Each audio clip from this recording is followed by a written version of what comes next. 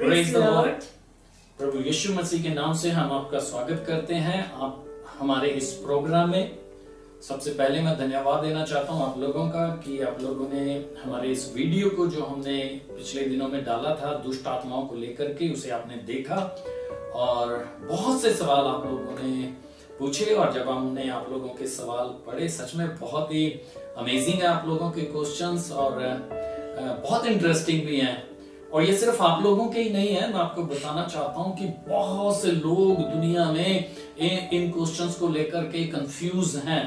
और प्रभु का अनुग्रह मुझ पर है, हम पर है, और उसके दिए प्रकाशनों से और अनुग्रह से उन सारे सवालों के जवाब आज हम आपके सामने रखने जा रहे हैं। और धन्यवाद करें प्रभु का कि आज आपकी सारी कंफ्यूजन जो है वो चली जाएगी और हर सवाल का जवाब आज आपको हम कोशिश करेंगे परमेश्वर के वचन बाइबल में से आपको देने के लिए।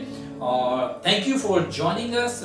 Eight the same time I would like to thanks to my wife who has joined me today in this programme to help me in this session.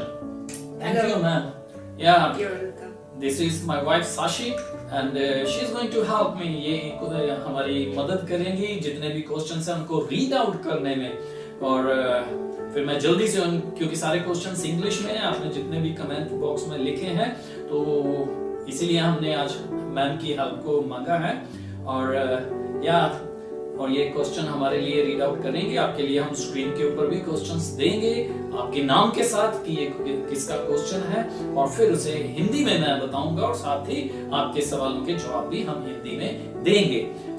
इससे पहले कि हम मैम से कहें कि वो क्वेश्चन पढ़ना शुरू करें, हम दोनों आपसे रिक्वेस्ट करना चाहते हैं कि अगर अभी तक आपने हमारे चैनल को सब्सक्राइब नहीं किया तो प्लीज अभी कीजिए, जल्दी कीजिए, ताकि आने वाले समय में और ज्यादा सवालों के जो भी जवाब है हम आपको देते रहें, बाइबल की जानकारियां, बाइबल का ज्ञान हम आपको देते रहें और आप लोग जो है आशीषित होते रहें और सदा प्रभु में बढ़ते चले जाएं। तो चलिए अब हम चलेंगे सीधे सवालों की ओर। सो मैम प्लीज, आप पहला सवाल किसका है और क्या है, आप प्लीज आप हमारे लिए पढ़िएगा। Question number 1, Pastor Kishore Arni from Nasik, Maharashtra. Question is, can we preach the gospel to the dead? If not, then why the Lord asked Ezekiel to preach to the dry bones in Ezekiel chapter 37 verse 1 to 10?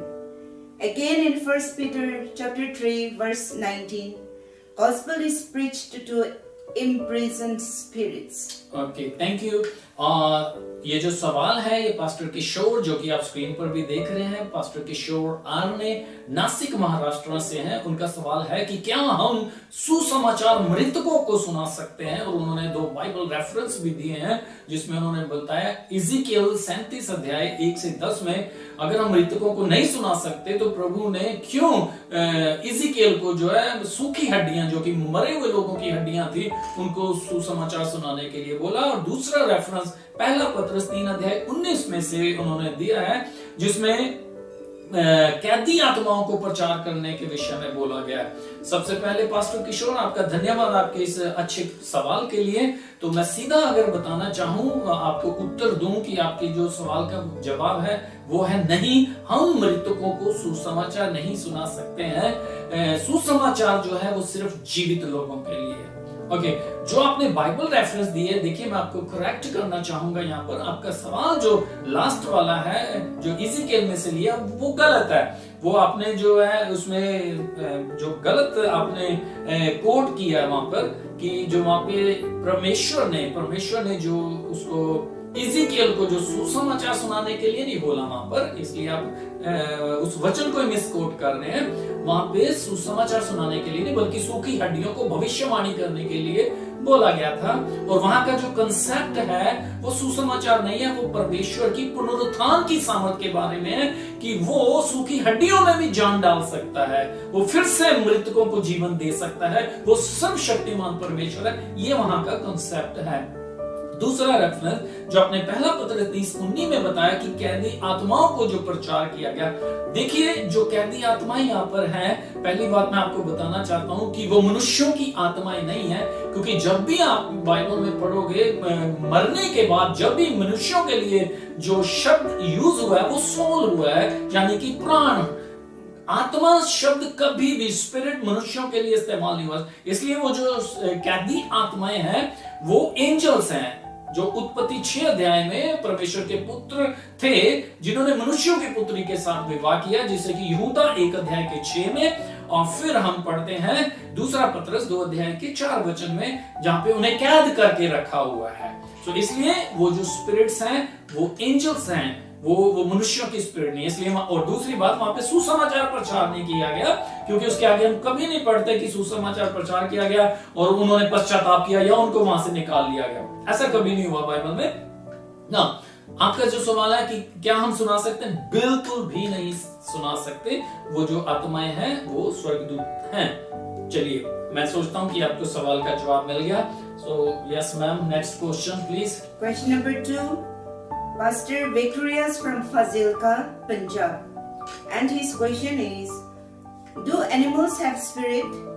If not, then why some people behave like animals when the spirits are manifested? Okay, wonderful question. Pastor Victorious Fazilka से, पंजाब से जो आपने ये सवाल पूछा है, इनका सवाल है कि क्या, आप यहाँ पे स्क्रीन पे भी पढ़ रहे हैं इंग्लिश में, और यहाँ पे इनका सवाल है कि क्या जानवरों में आत्मा होता है? अगर नहीं तो फिर क्यों कुछ लोग जो है वो मनुष्यों के जब उनमें दुष्ट आत्माएं प्रकट होती हैं तो वो जानवरों की नाई जो है बिहेव करने लग जाते हैं?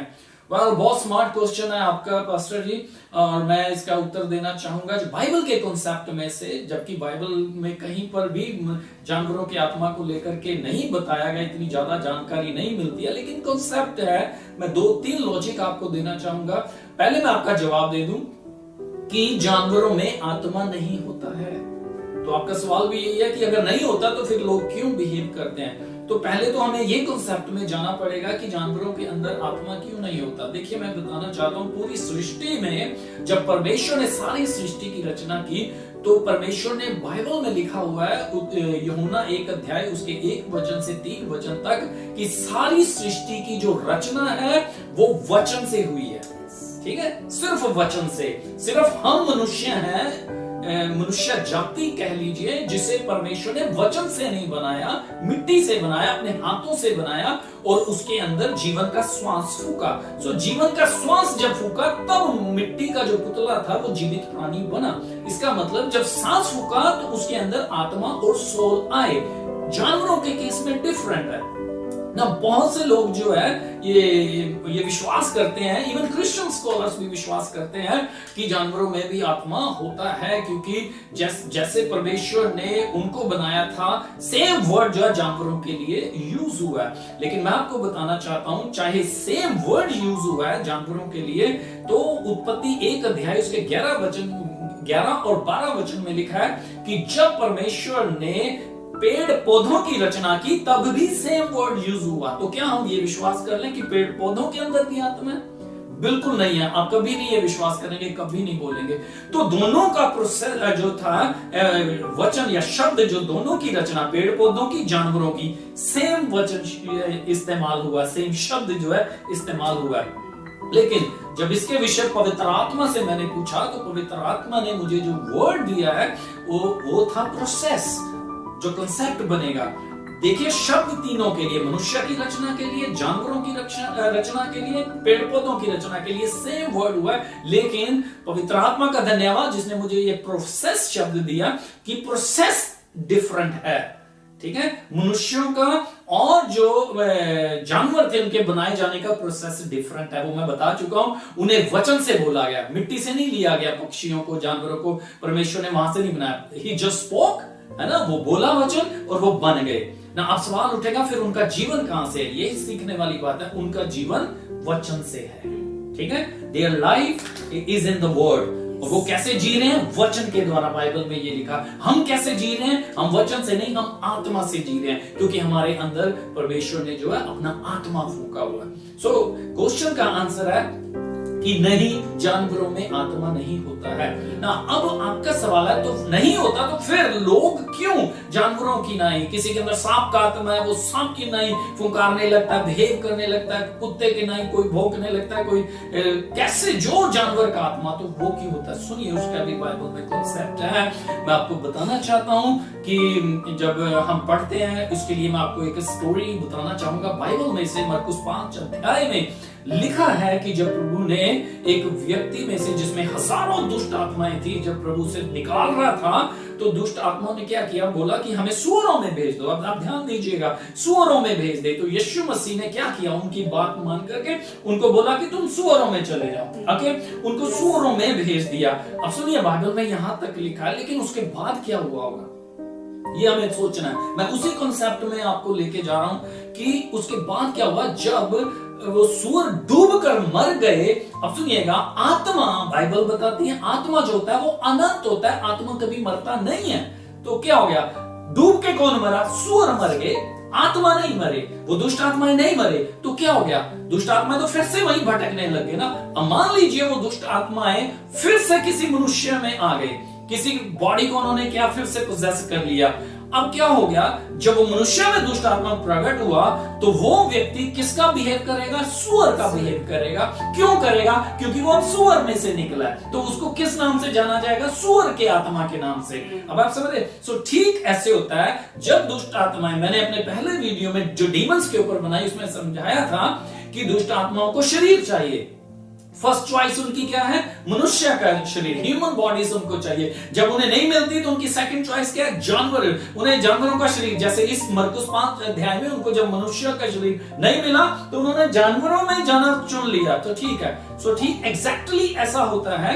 जब दुष्ट आत्माएं को मनुष्यों का शरीर नहीं मिलता तो वो जानवरों में घुस जाती है। सांप मिल गया, सांप में घुस गई, कुत्ता मिल गया, शेर मिल गया, बिल्ली, कोई जानवर मिल गया, वो उसमें चली जाती हैं। अब क्या होता है? जब वो जानवर मर गया, मान लीजिए सांप मर गया किसी गाड़ी के, उसके अंदर दुष्ट आत्मा है और वो सांप मर गया, तो क्या हो गया? वो आत्मा फिर भटकने लगा। अब उसको क्या चाहिए? शरीर चाहिए। उसने किसी मनुष्य के शरीर को पकड़ लिया, तो उसको मीटिंग में ले आए, सभा में ले आए, जब प्रार्थना की तो वो आत्मा प्रकट हो गया। तो वो अब क्या करेगा? सांप की एक्टिंग करेगा, सांप का बिहेव करेगा। क्यों? क्योंकि वो सांप में से निकला है। वो सांप का आत्मा नहीं है दुष्ट आत्मा ही है। आप अगर आप समझ रहे हैं तो ऐसे होता है, जानवरों में आत्मा नहीं होता। अब मैंने आपको यह भी समझा दिया कि मनुष्य फिर क्यों जानवरों के जैसा बिहेव करते हैं, क्योंकि वो जिस जानवर के शरीर से निकलते हैं उसका ही वो बिहेव करते हैं। सो आई थिंक आपके सवाल का भी जवाब आपको मिल गया है। तो अभी हम लोग जल्दी से तीसरे क्वेश्चन की तरफ चलेंगे। यस मैम, प्लीज तीसरा क्वेश्चन पढ़िए। Third question is from Sister Dipti from Raipur, and her question is, whenever I want to go to Lord's presence, my mind gets disturbed. How can I get deliverance from this? So, तीसरा question जो पढ़ा गया आपके सामने वो है sister Deepti, जो रायपुर छत्तीसगढ़ से हैं, और उनका सवाल है कि जब कभी भी मैं परमेश्वर की प्रेजेंस में जाने की तैयारी करती हूँ या प्रार्थना करने के लिए अपने आप को तैयार करती हूँ, तो मेरा मन जो है वो डिस्टर्ब हो जाता है। मन में बहुत से जो है विचार आने लगते हैं जो मुझे परमेश्वर की प्रेजेंस से दूर करते हैं, या मैं आनंद नहीं ले पाती हूँ प्रार्थना का। सो कैसे मैं छुटकारा पा सकती हूँ? सबसे पहले तो मैं दीदी आपका थैंक यू करना चाहता हूँ इस बहुत ही अद्भुत सवाल के लिए। अद्भुत मैंने इसलिए बोला क्योंकि ये सवाल जो है बहुत लोगों ने पूछा है, और बहुत से लोग इस सवाल के आंसर को आज सुन के आशीष पाने जा रहे हैं। ठीक है, और ये बहुत ही प्रैक्टिकल क्वेश्चन है। ठीक है, तो जो आपने पूछा है यहाँ पर कि मन जो है डिस्टर्ब हो जाता है, देखिए मैं आपको पहले बता दूं कि इसके लिए कोई भी ऐसा हल नहीं है कि एकदम से हमारे जो इससे छुटकारा हो जाएगा। ये प्रतिदिन की, डेली की हमारी फाइट है, लड़ाई है, और हमें रोज इसको लड़ना है। मैं आपको कुछ वचन प्रभु के पवित्र शास्त्र में से आपको देता हूं, जो आप सबके लिए ये वचन जो आपके लिए बहुत ज्यादा सहायक होंगे इस समस्या से निकलने के लिए। ठीक है, सो क्या है, देखिए पहली बात, जब भी आप प्रार्थना के लिए जाते हो या नहीं भी जब आपको प्रार्थना करने, जब भी आपके मन में विचार आ रहे हैं किसी भी तरह से, दुष्कामनाएं हैं, गलत विचार है, नकारात्मक सोच है, नेगेटिव थिंकिंग जिसे बोलते हैं, है ना, वो है, तो उसको आपने क्या करना है। देखिए मैं पहला कुरिन्थियों 2:16 में लिखा है कि हम में मसीह का मन है, ठीक है, we have the mind of Christ हमारे अंदर। तो क्या करना है, जब हमारे अंदर मसीह का मन है तो आपको अपनी सोच बदलनी है। आज से सोच क्या लेकर के आनी है कि मेरे अंदर मसीह का मन है। तो अब आप सोचिए, जब आपके पास मसीह का मन है तो मसीह का मन कैसे सोचता था? क्या वो दुष्कामना लेता था? क्या वो नेगेटिव कभी यीशु ने सोचा, है ना? क्या वो गलत विचारों को कभी उसने अपने मन में आने दिया? देखिए पवित्र शास्त्र में लिखा है कि जैसे हमारी परीक्षा होती है वैसे यीशु की भी, उसके पास भी विचार आते थे, लेकिन प्रभु यीशु मसीह ने कभी उन्हें एंटरटेन नहीं किया। एंटरटेन मतलब उन्होंने कभी अपने मन में उनको जगह नहीं दी। तो यही काम आपको करना है, इन विचारों को, दुष्कामनाओं को कैसे अपने मतलब विरोध करना है, इनका सामना करना है, ये बोल करके कि मेरा मन मसीह का मन है, मैं कभी मेरे मन में ऐसे विचारों को जगह नहीं दूंगा या दूंगी। ओके, दूसरा वचन मैं आपको बताता हूं, दूसरा कुरिन्थियों 10 उसके 5 में लिखा हुआ है कि हम हर ऊंची बात को और कल्पना को जो परमेश्वर की पहचान के विरुद्ध में उठती है, देखा, सारी कल्पनाएं, इमेजिनेशंस है, ऊंची बात है, गंदे विचार हैं, जब ये आते हैं तो पौलुस ने बहुत अच्छी बात यहाँ पे हमें सिखाई, जो आज मैं प्रभु का दास आपको सिखा रहा हूं कि क्या करना है, खंडन करना है, इनका विरोध करना है, आपको रेजिस्ट करना है, रिजेक्ट करना है ऐसे विचारों को हमेशा।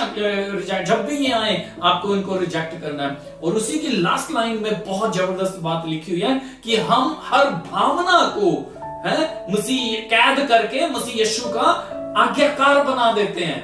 आमीन। कितनी अच्छी बात यहाँ पे लिखी कि हर भावना को, इमेजिनेशन को, हम अपने इमोशंस को, नेगेटिव थॉट्स को क्या करते हैं, यीशु मसीह का गुलाम या आज्ञाकारी बना देते हैं। तो ठीक हमें ऐसा, ये 2 वचन मैंने आपको दिए, आप भी ऐसा करना शुरू करें तो क्या होगा, आगे पीछे जब भी आपको समय मिले आप इसे करिए। ये प्रैक्टिकल थिंग है और मैं बता रहा हूं अपने जीवन से, मेरे साथ भी ऐसा होता है और मैं ये बता दूं ये सबके साथ होता है। कोई ऐसा व्यक्ति नहीं है जिसके मन में ऐसे विचार ना आते हों, सबके आते हैं। लेकिन बात यह है कि आप उसे डील कैसे करते हो। देखिए मैं कैसे करता हूं, मैंने जो ये 2 वचन, ये सच में मेरे लिए बहुत ज्यादा सहायता का कारण है। क्या करता हूं मैं आपको बता रहा हूं प्रैक्टिकल, क्या करता हूं मैं अपना हाथ लेकर के अपने मन के, अपने सर के ऊपर रख के मैं इन विचारों को डांटता हूं, मैं इनका खंडन करता हूं, रिसिस्ट करता हूं और घोषणा करता हूं कि मेरा मन मसीह का मन है, मेरा मन इन विचारों के लिए नहीं है। और जब मैं ऐसा करता हूं तो मैं क्या है, मेरा मन जो है वो आजाद हो जाता है इन गंदे विचारों से और मैं परमेश्वर की प्रेजेंस का क्या फिर आनंद लेता हूं, प्रार्थना को मैं एंजॉय करता हूं। ठीक वैसा ही आप करेंगे। और एक टिप मैं आप सबको देना चाहता हूं अपनी तरफ से, इस सवाल में आपकी मदद होगी कि आपको क्या करना है। देखिए हमेशा वो चीज, मैं उदाहरण दे रहा हूं, जैसे ये कप है मेरे पास, कॉफी कप है, अगर इसके अंदर ऑलरेडी कॉफी भरी हुई है ना, मान लीजिए ये टिप तक है, पूरी भरी हुई है, तो क्या हम और इसमें डाल सकेंगे? जी मैम, डाल देंगे? बिल्कुल नहीं, है ना, बिल्कुल नहीं डाल सकते हम लोग। क्यों? क्योंकि ये ऑलरेडी भरा हुआ है। तो यही काम आपको करना है, हमें क्या करना है, अपने मन को वचनों से भर लेना है। आप जितना ज्यादा इन वचनों से, परमेश्वर के पवित्र शास्त्र से आप अपने मन को भर लेंगे, वचनों से भर लेंगे, आराधना प्रार्थना से, प्रभु की बातों से भर लेंगे, तो इन विचारों के लिए आपको आपके मन में जगह ही नहीं मिलेगी। तो आप इंजॉय करेंगे। और मैं ये नहीं बोल रहा कि ये विचार नहीं आएंगे, जब तक हम जीवित हैं ये तो चलता रहेगा, लेकिन हमें कैसे छुटकारा पाना वो मैंने बता दिया। आप जितना ज्यादा वचनों के ऊपर रहोगे, वचनों में चलोगे, वचनों को भरोगे, तो ये विचारों को आपके मन में जगह ही नहीं मिलेगी। तो मैं सोचता हूं आप सबको इसका उत्तर मिल गया होगा। God bless you. Next question, please. Question number 4 from Pastor Deepak Masih from Firozpur, Punjab. And his question is, are there witches or family spirit? Okay. Pastor Deepak, आपके जो 4 सवालों में से जो पहला सवाल है आपका वो है कि क्या चुड़ैल या डायन होती हैं या फीमेल स्पिरिट करके शब्द आपने बोला है, मतलब ऐसा होता है क्या? तो अगर मैं इसमें सीधा आपको बताना चाहूं तो हाँ, बाइबल बताती है कि फीमेल्स डीमंस जो है वो होती हैं, दुष्ट आत्माएं होती हैं, डायन या चुड़ैल जिसे हम हिंदी में बोलते हैं वो होती हैं। वो ज्यादा नहीं है, लेकिन आपको एक वचन है यशाया 34 अध्याय उसके 14 वचन हिंदी की बाइबल में लिखा है, उसकी लास्ट लाइन में 14 वचन की आप स्क्रीन पे भी देख सकते हैं। 14 वचन की लास्ट लाइन में लिखा है कि वहां लिलीत नामक जंतु जो है वो विश्राम पाएगा। ठीक है, तो अब सुनिएगा, जो लिलीत यहां पर लिखा हुआ है, लिलीत के आगे स्टार लगा हुआ है, आप स्क्रीन पे भी देख सकते हैं स्टार लगा हुआ है, आप अपनी बाइबल में भी देख सकते हैं। मुझे नहीं मालूम आपकी लोकल लैंग्वेज में वहां पे कौन सा शब्द यूज हुआ, लेकिन हिंदी में लिलीत है। तो वो जो स्टार है, स्टार का मतलब है कि इस शब्द की जो व्याख्या है वो आपके बिल्कुल नीचे बाइबल जहां पे पेज खत्म हो जाता है वहां पे दी हुई, आप पढ़िए वहां पे स्टार, या स्क्रीन पे पढ़ सकते हैं आप लोग, बाद में आप अपनी बाइबल में देख लेंगे। वहां पे क्या लिखा हुआ, रात्रि काल की डायन। जी हाँ, जो ये लीत थी ये एक डायन थी जो रात्रि में, जो रात के समय में, अंधेरे में जो है लोगों के ऊपर हमला करती थी और अंधकार में ये जो है बाहर निकलती है रात के समय में, उजाड़ स्थानों में। तो वो क्या करती थी, वहां पे चिल्लाती है। क्योंकि जब आप इंग्लिश का ट्रांसलेशन लेते हैं, किसी भी वर्जन का आप ले लीजिए, किसी में मतलब जो ट्रांसलेशन में इसको यूज किया गया वहां पर स्क्रीचिंग आउल करके है। अब स्क्रीचिंग आउल क्या है, ये एक मादा उल्लू होती है जो कि रात को चिल्लाती है, स्पेशली रात के समय में। अब मैं आपको दिखाता हूं इसकी तस्वीर भी और आपको आवाज भी सुनाता हूं मैं। आप आवाज सुनिएगा स्क्रीचिंग आउल की आवाज, सुना, सुन रहे हैं ना आप? देखिए ये आवाज जो है आप बिल्कुल भी इसको जो फर्क नहीं ढूंढ पाएंगे कि ये किसकी आवाज है, ये सच में उल्लू की है या लड़की की है। इसीलिए वहीं से ये कॉन्सेप्ट निकला है कि जैसे उल्लू, मादा उल्लू रात को चिल्लाती है, मतलब इसे कराहना बोलते हैं, कराहती है, वो चीखें मारती है, ठीक वैसे ये डायन जो है रात्रि काल के समय में चिल्लाती है, लोगों के ऊपर अटैक करके। सो बाइबल हमें बताती है कि हाँ, ये लिलीत नामक डायन जो है वो बाइबल में हमें मिलती है ना। उसके बाद जो मैंने 3 थ्योरीज बताई थी अपने डीमंस वाली वीडियो में, उसमें जो सेकंड मेरी थ्योरी थी वो थी हेवनली डीमंस, जो कि है फॉलन एंजल्स हैं, उनमें कोई फीमेल स्पिरिट नहीं है, सो इसलिए नहीं होती ना। जो थर्ड थ्योरी थी जिसमें मैंने बोला था स्वर्गदूत और मनुष्यों की पुत्रियों से जो संतान पैदा हुई, दानव, हाँ ये वहीं से डीमंस निकली, फीमेल डीमंस जो है। क्योंकि जब उनके बच्चे पैदा होते थे तो वो कौन थे, सिर्फ लड़के ही पैदा नहीं होते थे, लड़कियां भी पैदा होती थी। तो जब ये उनके बच्चे, जब वंश फ्लड में डूब के मरे, सारा वंश उनका बर्बाद हो गया, मर गया, नाश परमेश्वर ने कर दिया, तो उनके शरीर तो खत्म हो गए। तो आत्माएं क्या थी, चाहे वो लड़के थे चाहे लड़कियां थी, वो क्या हो गए, दुष्ट आत्माएं बन गई, जिन्हें हम डायन या चुड़ैल करके बोलते हैं। सो आपके पहले क्वेश्चन का जवाब है कि क्या चुड़ैल डायन होती हैं। मैंने 2 चीजें बता दी, कॉन्सेप्ट भी बता दिया, बाइबल में से वचन भी बता दिया, जी हाँ होती हैं। Next question ma'am. Okay, his second question is, can we cast the spirit of Lucifer from people, as some of God's servants claims to have cast him out? Okay, so दूसरा क्वेश्चन जो आपका है कि क्या हम Lucifer के आत्मा को लोगों में से निकाल सकते हैं। कुछ लोग हैं, परमेश्वर के दास हैं, जिनको दिखाया गया है या देखा गया है कि उन्होंने लोगों में से लूसीफर के आत्मा को निकाला।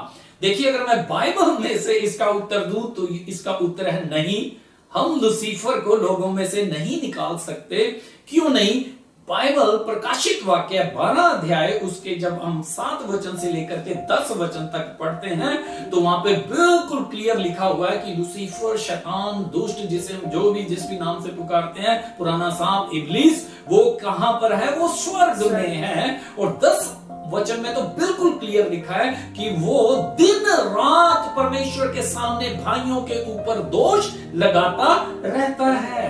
सो वो स्वर्ग में है। 9 आयत में लिखा हुआ है कि अब उसके लिए जगह नहीं मिली है स्वर्ग में और उसे पृथ्वी पर गिरा दिया गया। सो अभी वो स्वर्ग में है तो पृथ्वी पर तो वो है ही नहीं, तो लोगों में से हम कैसे उसको निकाल सकते हैं? तो अब आपका सवाल है, तो फिर क्यों लोगों में से निकाल दिखाया जाता है, या क्यों प्रभु के दास बोलते हैं कि हमने उसमें से लूसीफर निकाला? देखिए, इसका उत्तर यह है कि वो जो दुष्ट आत्माएं हैं वो झूठ बोलती हैं। यूहन्ना 8 अध्याय उसके 44 वचन में लिखा है, शैतान झूठा है, वरन झूठ का वो सब झूठ का वो पिता है ना। सो हम विश्वास नहीं कर सकते। वो दुष्ट आत्माएं इस पृथ्वी की डीमंस हैं जो पोजेस होकर के झूठ बोलती हैं, और प्रभु के लोग ये विश्वास कर बैठते हैं कि हमने इनमें से लूसीफर को निकाला, जबकि ये सच्चाई नहीं है। Okay, yes ma'am, next please. Third question. Do God's servants have the authority to send the demons to hell? ओह वाह, अमेजिंग, जबरदस्त सवाल है जी। क्वेश्चन ये है इनका कि क्या परमेश्वर के दासों के पास ये अधिकार है कि वो दुष्ट आत्माओं को अधोलोक में या नरक में भेज दें? सुनिएगा ध्यान से, बिल्कुल नहीं, इसका उत्तर भी नहीं है। परमेश्वर के दास, चाहे वो कितने अभिषिक्त हैं, आग से भरे हुए हैं, कितने बड़े हैं, मशहूर हैं, कितनी बड़ी उनकी सेवकाई हैं, किसी के पास भी दुष्ट आत्माओं को नरक या अधोलोक में भेजने का अधिकार नहीं है। सुनिए क्यों? क्योंकि वचन में लिखा है, प्रभु यीशु मसीह ने अपने शिष्यों को, हमको, अपने ऊपर विश्वास करने वालों को दुष्ट आत्माओं को निकालने का अधिकार दिया है, ना कि उन्हें कहीं भेजने का। फिर चाहे वो अधोलोक हो या कहीं और हो, हम उन्हें सिर्फ निकलने की आज्ञा दे सकते हैं। अब सुनिएगा, मैं बाइबल में से भी आपको बताता हूं। देखिए मरकुस 5 अध्याय में जब हम वापस चलें तो वहां पे दुष्ट आत्माओं की स्टोरी से हमें बहुत कुछ सीखने को मिलता है। देखिए जो 5 अध्याय में लिखा है कि जब यीशु ने उन्हें निकलने की आज्ञा दी, तो उसी स्टोरी को जब आप मत्ती में पढ़ते हैं तो वहां पे लिखा है, दुष्ट आत्माओं ने बोला कि तू समय से पहले हमें दुख देने क्यों आ गया? प्रभु हमें अथाह कुंड में मत भेज, अभी हमारा समय नहीं आया है। तो सुना, और यीशु मसीह ने क्या किया? उनकी बात मान ली? बिल्कुल उनकी नहीं मानी, लेकिन यीशु ने क्या किया? ठीक वैसा किया जैसे उन्होंने बोला था। क्यों? यीशु ने क्यों किया उनके अनुसार? क्यों नहीं यीशु ने उन्हें अथाह कुंड में भेज दिया? आंसर इज सिंपल, क्योंकि अभी उनका समय नहीं आया था। तो अभी भी दुष्ट आत्माओं का समय नहीं आया, अभी भी वो इस पृथ्वी पर भटकती हैं, अपना काम करती हैं। एक समय आएगा जो परमेश्वर उन्हें उठा करके क्या है, पकड़ करके जो है अंधेरे कुंडों में कह लीजिए या अधोलोक की आग में उन्हें फेंकेगा। सो अभी समय नहीं आया। सो परमेश्वर के दासों के पास ये अधिकार नहीं। आप चाहे कितना जोर लगा लें, कितनी प्रार्थना कर लें, कितना कमांड कर लें, वो दुष्ट आत्माएं आपके कमांड करने के बावजूद भी वो अधोलोक में नहीं जाएंगी। सो प्लीज आप इस चीज को अंडरस्टैंड करें, ठीक है? आई होप कि आपको उत्तर मिल गया है। Yes ma'am. Okay, his fourth question is, can a spirit of that person possess someone? If not, then why spirits claims to be that person when he speaks from among the person? Okay, वाह, ये भी बहुत जबरदस्त question है, और इस question को लेकर के बहुत से लोग कंफ्यूज हैं, इवन कि मैं भी था एक समय। लेकिन प्रभु का धन्यवाद कि जब उसने प्रकाशन दिए अपने वचनों के, तो मेरी सारी कंफ्यूजन चली गई, और आज आप लोगों की भी चली जाएगी सारी कंफ्यूजन, और आपको सही जवाब मिलेगा। देखिए इनका जो सवाल है कि क्या मृतक व्यक्ति का, मरे हुए आदमी का आत्मा किसी में आ सकता है? अगर नहीं, तो फिर क्यों वो व्यक्ति जो है जब किसी में प्रकट होता है उसका आत्मा, तो वो सब कुछ वही होता है, वही आवाज निकालेगा, वही वो सब कुछ बता देगा, कैसे उसकी डेथ हुई थी कि या उसको मारा गया था, वो कैसे मरा है, और अपने परिवार के लोगों के नाम बता देगा, अपने परिवार वालों को पहचान भी लेता है, वो यहां तक है। तो ऐसा क्यों होता है? इससे पहले कि मैं जवाब दूं, मेरे पास एक और जन ने इससे मिलता जुलता क्वेश्चन पूछा है। I think brothers Anil Samuel हैं दिल्ली से, उन्होंने 2 सवाल पूछे हैं। उनके सवाल भी हम बाद में पढ़ेंगे, लेकिन मैं उनको भी बताना चाहता हूं कि आपका जो पहला सवाल है वो शायद इसी से मिलता जुलता है, इसलिए आप ध्यान से सुनिएगा। हो सकता है आपको भी इसका जो है जवाब मिल जाए कि क्या मृतक आदमी का आपने इस सवाल को कुछ इस तरह से पूछा कि क्या मृतक आत्मा मरने के बाद भी काम करता है? सेम चीज है। सो आप दोनों के लिए और ये सब के लिए जो इस सवाल को लेकर कंफ्यूज हैं, सुनिए उत्तर क्या है। मैं बाइबल के कॉन्सेप्ट में लेकर के जाना चाहता हूं आपको। पवित्र शास्त्र बाइबल, उसके लूका रचित सुसमाचार 16 अध्याय से 19 वचन से हम एक कहानी को पढ़ते हैं। आप सब इससे बहुत अच्छे से जानते हैं, एक धनी राजा और गरीब जो लाजर था उसकी कहानी। ठीक है। अब जब आप वहां पे पढ़ेंगे तो 22 वचन में वहां पे लिखा हुआ है कि एक दिन गरीब जो कंगाल जो लाजर था वो मर गया। अब सुनिए वहां पे लिखा 22 वचन में, जब वो मर गया तो क्या हो गया, उसके सोल को कौन लेने आया, वहां पे लिखा हुआ स्वर्गदूत लेने आए। तो स्वर्गदूतों ने उसके सोल को क्या कहां पर पहुंचा दिया, अब्राहम की गोद या जिसे हम पैराडाइज बोलते हैं वहां पर पहुंचा दिया, ठीक है नहीं। और उसकी लास्ट लाइन में लिखा हुआ है कि फिर वो धनी राजा भी मर गया, ठीक है। अब जब वो धनी राजा मर गया तो वहां पे अगले वचनों में जब आप पढ़ेंगे तो लिखा है कि उसने अपनी आंखें अधोलोक में से, ध्यान दीजिए अधोलोक अब क्या है, नर्क का ही एक कुंड है, नर्क का एक कंपार्टमेंट है, वहां पर उसने आग की ज्वाला में तड़पते हुए अपनी आंखें उठाई और लाजर को, ये वही लाजर जो उसकी देवड़ी पे रहता था, कहां पे देखा, पैराडाइज में देखा। चलिए कॉन्सेप्ट में आते हैं, दो जन मरे, दोनों मरने के बाद या यूं कह लीजिए दोनों का आत्मा मरने के बाद कहां चला गया, एक का स्वर्ग में और एक का नरक में चला गया।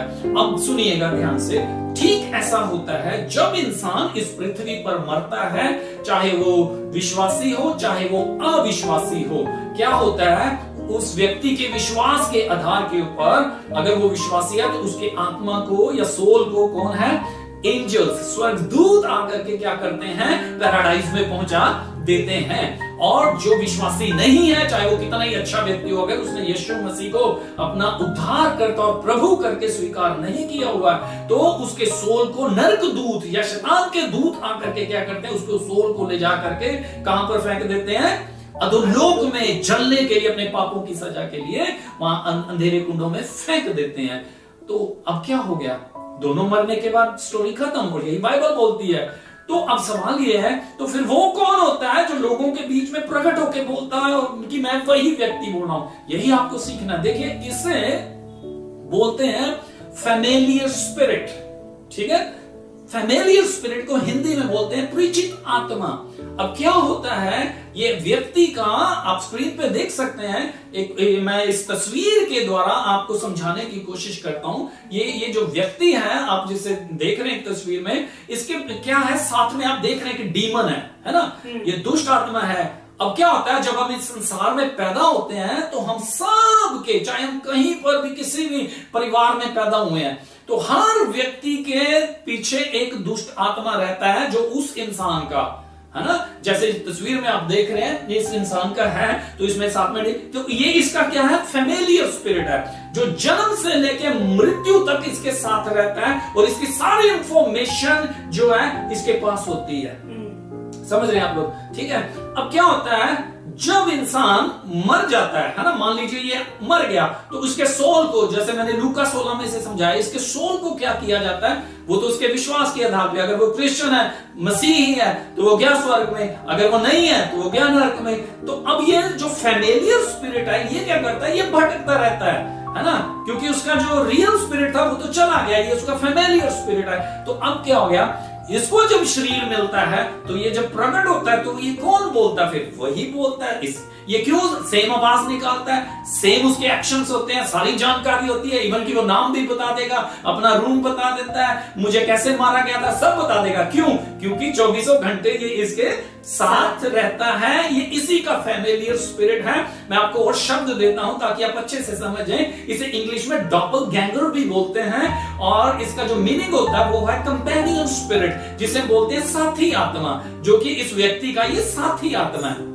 चाहे ये क्रिश्चियन हो चाहे नॉन क्रिश्चियन हो, ये सबके साथ होता है। बस सिर्फ क्रिश्चियंस के लिए गुड न्यूज ये है, अच्छी खबर ये है कि जब कोई भी जन मसीही परिवार में पैदा होता है, वो मसीही परिवार जहां पर यीशु के नाम की आराधना होती है, परमेश्वर की प्रेजेंस जहां पे होती है, जिस घर में खुदा का डर भय माना जाता है, उस घर में जो है हमेशा परमेश्वर के स्वर्गदूतों का बाड़ा लगा रहता है, परमेश्वर की प्रेजेंस रहती है। इसलिए वो जो डीमंस होती हैं, आप इधर देख सकते हैं, वो जो दुष्ट आत्मा है वो फैमिलियर स्पिरिट है, वो क्रिश्चियन की भी फैमिलियर स्पिरिट है, वो क्या होती है, उसके पास नहीं आ पाती क्योंकि स्वर्गदूत उसे घेरे रखते हैं। आप तस्वीर में देख रहे हैं ना, आपको समझाने के लिए हम ये यूज कर रहे हैं कि जो व्यक्ति यीशु की प्रेजेंस में आ जाता है, उस परम प्रधान के, है ना, 91 भजन, जो परम प्रधान के छाए हुए स्थान में बैठा रहेगा वह सर्वशक्तिमान की छाया में ठिकाना पाएगा। सेम चीज है, जब आप यीशु की प्रेजेंस में आ जाते हो तो ये दुष्ट आत्मा आपसे क्या हो जाती है,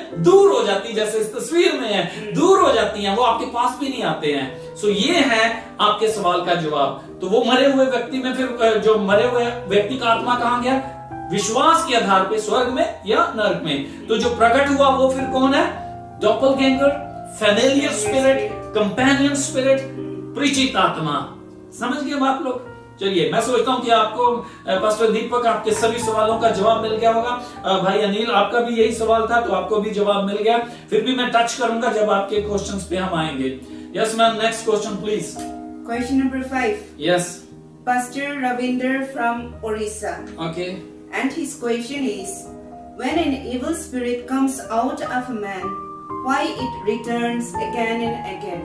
ओके, पास्टर रविंद्र उड़ीसा से आपका सवाल यह है कि जब हम मनुष्य में से किसी दुष्ट आत्मा को निकाल देते हैं तो फिर वो बार बार वापस क्यों आ जाता है? बहुत अच्छा सवाल है और ये भी बहुत प्रैक्टिकल है। मैं आपको बताना चाहता हूं कि इसके 4 कारण हो सकते हैं दुष्ट आत्मा के बार बार वापस अटैक करने के।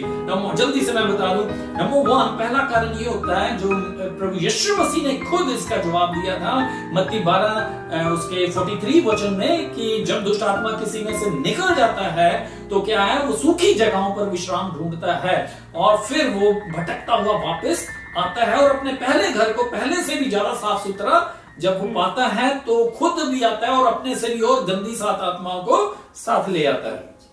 तो पहला सवाल आपका जो पहला कारण कि क्यों बार बार आता है, इसलिए क्योंकि जब दुष्ट आत्मा को निकाला गया तो वो आदमी जो वो व्यक्ति है जिसमें से निकाला गया, अब उसका घर क्या हो गया है, साफ हो गया है ना। तो अब क्या करना है, जब तक वो व्यक्ति पवित्र आत्मा से नहीं भर जाता, वचनों में वो मजबूत नहीं हो जाता, उस दुष्ट आत्मा को वो घर क्या मिलता है, साफ सुथरा। तो इसलिए वो बार बार आएगी। इसलिए मेरी आपसे रिक्वेस्ट है, सभी प्रभु के लोगों से रिक्वेस्ट है, जब भी किसी से आप दुष्ट आत्मा निकालते हो या किसी में से निकलता है, उस व्यक्ति को एनकरेज करें, उत्साहित करें कि ज्यादा से ज्यादा वो प्रार्थना में रहे, वचनों को अपने जीवन में ले, आत्मा से भरने की कोशिश करें ताकि वो दोबारा उस आत्मा दुष्ट आत्मा को आपके जीवन में जगह ना मिले। पहला कारण। दूसरा कारण जो है वो ये है कि कई बार क्या होता है, लोगों का विश्वास नहीं होता है। सुन रहे हैं आप लोग, विश्वास नहीं होता है। देखिए, वो बोलते हैं कि हम विश्वास करते हैं, लेकिन दुष्ट आत्माएं, मैंने आप बताया था, वो आपके माइंड को रीड कर सकती हैं, उनके पास ये सामर्थ्य है मन को पढ़ने की, मन के ऊपर अटैक करने की। आपकी इंटेंशंस जो है वो दुष्ट आत्माएं जानती हैं, इसलिए उन्हें मालूम होता है कि आप ढोंग कर रहे हो, आप पास्टर से झूठ बोल रहे हो, आप स्वार्थ के लिए आए हो, आपको सिर्फ चंगाई चाहिए, छुटकारा चाहिए। तो इस चीज का वो फायदा उठा करके बार बार निकालने के बावजूद भी वो दुष्ट आत्माएं वापस आ जाती हैं। तीसरा कारण कि दुष्ट आत्माएं वापस क्यों आती हैं, वो इसलिए कि कभी कभी किसी केसेस में दुष्ट आत्माएं बहुत ढीठ होती हैं, जिद्दी होती हैं, और क्या होता है, उनको बलि दे करके, किसी जानवर की बलि, किसी कोई जादू टोना करके, काला जादू जो है, ऐसे तरह तरह के जो जादू टोने होते हैं वो करके जो है, धागा तबीज दे करके, पिला करके कुछ उसे भेजा जाता है, जो कि बहुत स्ट्रांग होती हैं। तो ये प्रभु के दासों के लिए मैं स्पेशल बोल रहा हूं, जब ऐसे केसेस आए तो आप उन दुष्ट आत्माओं के गढ़ को तोड़ने की कोशिश करें, अर्थात उनकी जड़ पे जाएं कि वो कैसे आई हैं, उन्हें भेजा कैसे गया। जब आप ये सच्चाई निकलवा लेंगे, मेरा कहने का मतलब है, जब आप जड़ पकड़ लोगे, उनकी नब्ज पकड़ लोगे, उस शराब को आप तोड़ दोगे, तब वो दुष्ट आत्मा वापस नहीं आ सकेगी, क्योंकि उसका घर उखड़ चुका है, जो उसे पिलाया गया था, खिलाया गया। मेरे पास ऐसे बहुत से केसेस हैं, हमारे पास वीडियोस भी हैं, अगर आने वाले समय में प्रभु ने चाहा तो हम दिखाएंगे आप लोगों को कि कुछ दुष्ट आत्माएं जो निकालने के बाद भी फिर आ जाती थी। जब उनसे बुलवाया गया, पूछा गया, तो उन्होंने बोला कि हमें बलि देकर, हमें खून पिला करके भेजा गया, और हमने प्रार्थना की, वॉमिटिंग करवाए उनसे, जादू टोना जो श्राप थे वो निकलवाए, उसके बाद वो आजाद हो गए और कभी वो दुष्ट आत्मा फिर वापस नहीं आए। सो ये तीसरा कारण है, उनके श्रापों को तोड़े, उनके गढ़ों को तोड़े, जिस कारण से वो बार बार आ रहा है। एंड फाइनली जो चौथा कारण इसका हो सकता है वो है, सॉरी टू से, वो हमारी प्रार्थना की कमी। देखिए, एक केस में जब ये एक आदमी, बाइबल में लिखा है, अपने बेटे को जिसके अंदर दुष्ट आत्माएं थी, यीशु के पास लेकर के आया था। उससे पहले वो शिष्यों के पास लाया और शिष्यों से दुष्ट आत्मा नहीं निकला। तो फिर क्या किया उन्होंने, है ना, वो यीशु के पास आए और यीशु ने दुष्ट आत्मा निकाल दिया, और चेलों ने अकेले में जाकर के प्रभु से पूछा कि प्रभु हम क्यों नहीं निकाल सके, तो यीशु मसीह ने क्या बोला था, ये जाति जो है उपवास और प्रार्थना के बिना नहीं जाती है। सो इसलिए मैंने बोला कि कभी कभी हमारे प्रार्थना में भी कमी रह जाती है। सो प्रभु के दास लोगों, प्रभु के प्यारे लोगों, विश्वासी हैं आप कुछ भी हैं, प्रार्थना में कभी कमजोर ना होए। हमारा प्रार्थना का जीवन स्ट्रांग होना चाहिए ताकि इन दुष्ट आत्माओं को बार बार अटैक करने की वहां पे हिम्मत ना हो, और परमेश्वर के पवित्र आत्मा की सामर्थ्य से हम सदा इनका सामना कर सकें, और यीशु मसीह के नाम से इन्हें हमेशा के लिए हम लोगों के जीवन से निकाल सके और लोग छुटकारा पाए। Hallelujah. Yes, so yes ma'am, any more question? Yes, one more A few question. more, okay. Yes. Question number 6. Brother Anil Samuel from Delhi. Okay, ये भाई अनिल सैमुअल, आपके मैंने क्वेश्चन को टच कर दिया था, फिर भी हम पढ़ते हैं ताकि क्लियर हो जाए आप। His question is, can a spirit of that person still work? या वो सेम ही है क्वेश्चन आपका कि क्या मरे हुए व्यक्ति का आत्मा जो है वो काम कर सकता है लोगों के बीच में। वो मैं जवाब दे चुका हूं, मेरे ख्याल से आपको जवाब मिल भी गया कि नहीं, मरे हुए व्यक्ति का मैंने लूका 16 में से समझा दिया था कि वो मरने के तुरंत बाद उसका आत्मा या तो स्वर्ग में जाता है या नरक में, विश्वास के आधार पे। तो जो बाद में जो काम कर रहा होता है उस मरे व्यक्ति का, वो उसका फैमिलियर स्पिरिट होता है। यस, नेक्स्ट क्वेश्चन इनका। Next question is, can a believer be possessed with demons? For example, Peter. Okay, वाह, बहुत स्मार्ट क्वेश्चन है ये, और बहुत प्रैक्टिकल भी है, और बहुत हम सीखेंगे इस क्वेश्चन के जवाब में से बहुत कुछ सीखेंगे। इनका ये सवाल है कि क्या विश्वासी दुष्ट आत्मा से ग्रसित हो सकता है, और इन्होंने उदाहरण भी दिया है कि जैसे पतरस को यीशु मसीह ने बोला कि शैतान मेरे सामने से दूर हो जा, get behind me you devil, सीधा शैतान बोला यीशु मसीह ने पतरस को। आपका जो सवाल है कि क्या विश्वासी ग्रसित हो सकता है, बिल्कुल हो सकता है, जी हाँ हो सकता है। मैं बोल रहा हूं कैसे हो सकता है, जब तक एक विश्वासी परमेश्वर की प्रेजेंस में है, प्रभु के आत्मा से भरा हुआ है, वचनों पे चल रहा है, दुष्ट आत्मा नहीं सकता। लेकिन द मोमेंट, जिस क्षण वो शैतान को जगह देगा, परमेश्वर से वो नजरें हटाएगा, वचनों से बाहर जाएगा, तो क्या होगा, 100% दुष्ट आत्मा अटैक कर सकता है और इवन की फिजिकली पोजेस भी कर सकता है। आपने उदाहरण दिया कि पतरस का केस था, देखिए वो फिजिकल पोजेशन नहीं था।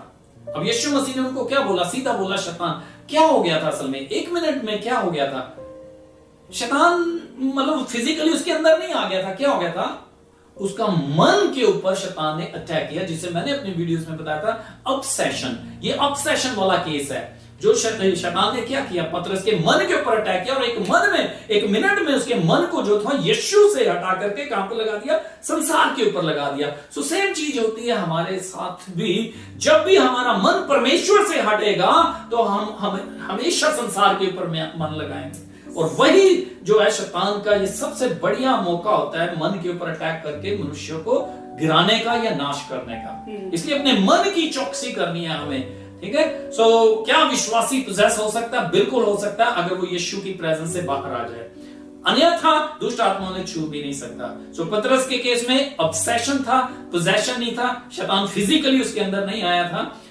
उसके मन को उसने अपने कंट्रोल में ले लिया था, ठीक है। सो मैं सोचता हूं आपके इस सवाल का भी जवाब मिल गया है। Yes, any more question ma'am?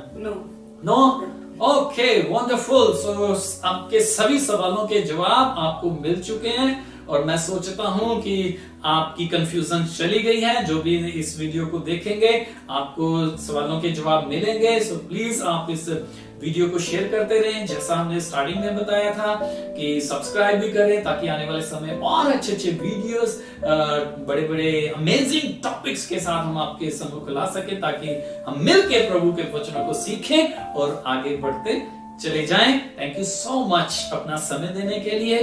God bless you. जल्दी मिलेंगे, अपना ध्यान रखिएगा। जय मसीह की।